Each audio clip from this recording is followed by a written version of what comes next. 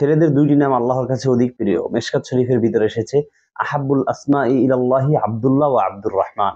যদি কোনো মানুষ তার ছেলেদের নাম রাখতে চায় যে আল্লাহর সব থেকে প্রিয় নাম সে রাখবে, তাহলে তার এই দুইটি নাম রাখা উচিত। একটা হলো আব্দুল্লাহ আর একটা হলো আব্দুর রহমান।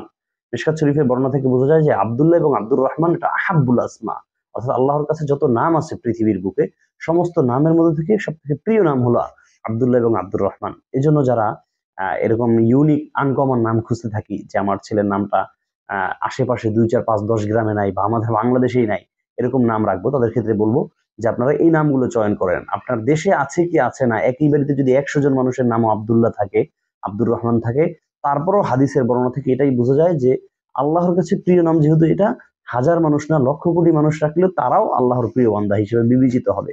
এই জন্য আমরা যখন সন্তানদের নাম রাখবো তখন সর্বদা এই ধরনের নামগুলো রাখার চেষ্টা করব, যেগুলো সাহাবি, তাবিঈ, আইম্মে মুজতাহিদ অথবা কোনো অলিয়া উলিয়া, গাউস কুতুব, আবদাল, পীর সাহেবদের সাথে মিলে যায়।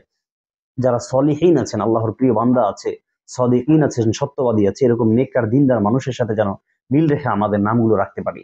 দর্শক, আল্লাহ তাআলা আমাদের সকলকে ভ্রান্ত আকীদা বেঁচে থেকে আমাদেরকে কোরআন এবং সুন্নাহ মোতাবেক জীবন পরিচালনা করার তৌফিক দান করুন। আলবিদা, মা আসসালামা।